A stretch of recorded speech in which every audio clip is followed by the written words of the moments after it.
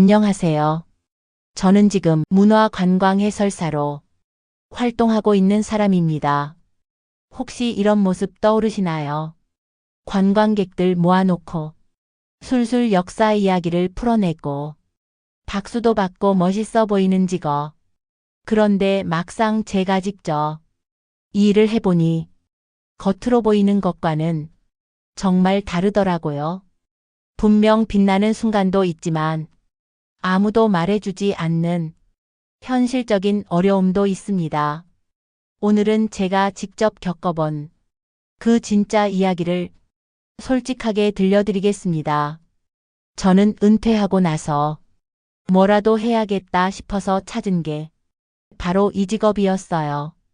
구청 홈페이지에 모집 공고가 올라온 걸 보고 지원을 했습니다. 그리고 3개월이 넘는 교육 과정을 이수해야 했습니다. 역사 문화재 공부부터 현장 실습까지 체계적으로 배우는데요. 나이 들어서 다시 공부하는 게 쉽지는 않았습니다.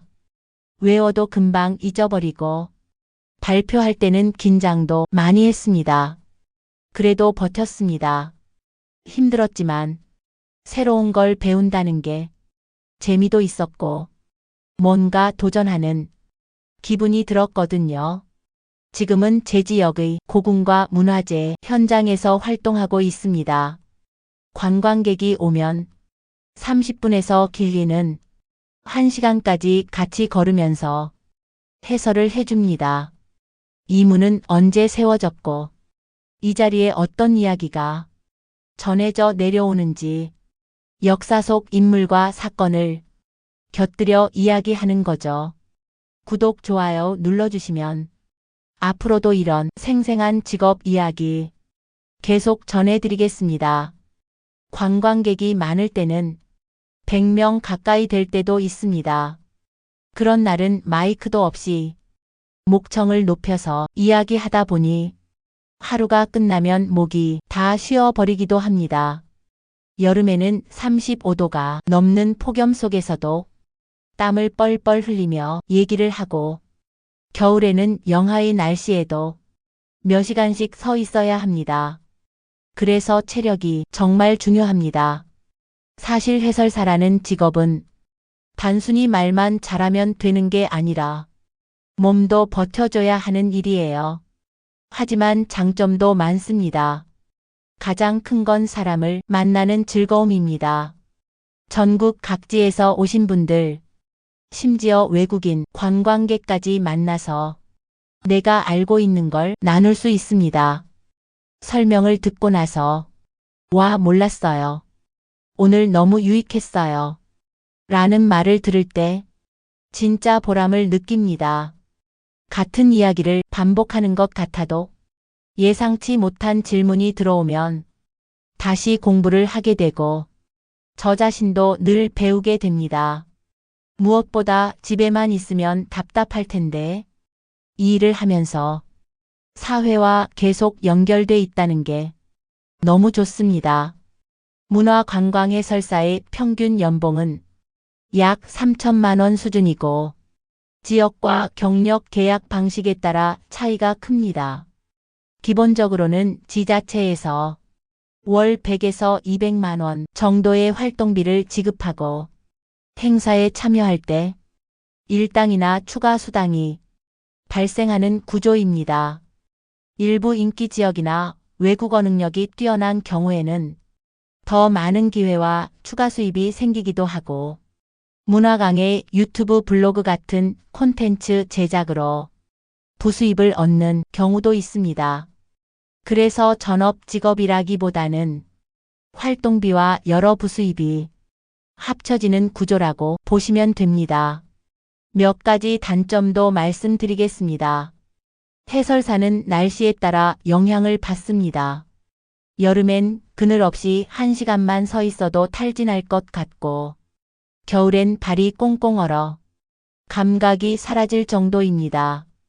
관광객 상대 스트레스 부분을 말씀드리겠습니다. 대부분은 좋으신 분들이지만 가끔은 설명을 무시하거나 무례하게 구는 분들도 있고 단체 관광객 100명 가까이를 상대하다 보면 소리 지르다가 끝나는 경우도 있습니다. 고용이 불안정합니다. 대부분 1년 단위 계약이라 매년 재계약 심사를 받아야 하고 언제든 내년에 못할 수도 있다는 불안이 따라다닙니다. 이런 현실적인 단점들이 있지만 그럼에도 불구하고 저는 후회하지 않습니다. 돈은 많지 않지만 보람이 있습니다.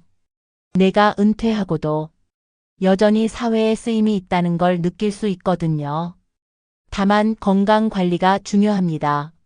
저도 무릎을 다친 적이 있어서 그때 크게 깨달았습니다. 체력이 버텨주지 않으면 오래 할 수 없는 일이에요. 그래서 요즘은 꾸준히 운동을 병행하면서 활동을 이어가고 있습니다. 구독과 좋아요, 알림 설정 꼭 눌러주시고 끝까지 함께 해주세요. 혹시 이 일을 해보고 싶으신 분들이 계신다면 이런 분들에게 추천합니다. 이야기하거나 말하는 게 즐거우신 분, 역사와 문화에 관심이 많은 분, 이런 분들은 분명히 잘 맞습니다. 하지만 돈만 보고 하실 거라면 다시 생각해 보시는 게 좋습니다. 문화관광 해설사가 되기 위해서는 자격증 과정이 필요합니다. 문화체육관광부 인증 교육기관에서 100시간 이상의 교육과정을 이수해야 합니다. 교육 내용은 관광학, 문화유산, 역사해설기술, 외국어 회화까지 다양합니다. 이후 최소 3개월의 실무수습 과정을 거쳐야 합니다. 현장에서 직접 해설을 해보면서 경험을 쌓는 과정입니다.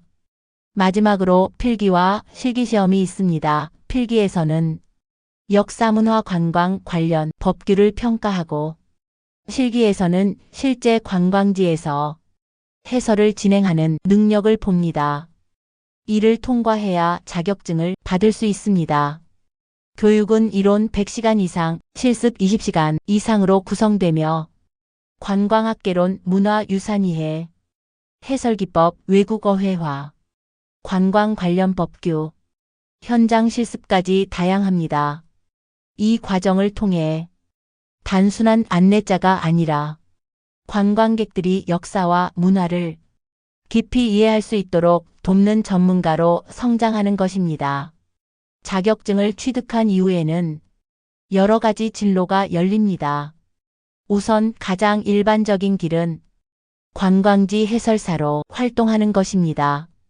지역 관광지에 상주하면서 방문객들을 안내하고 설명하는 역할을 맡습니다.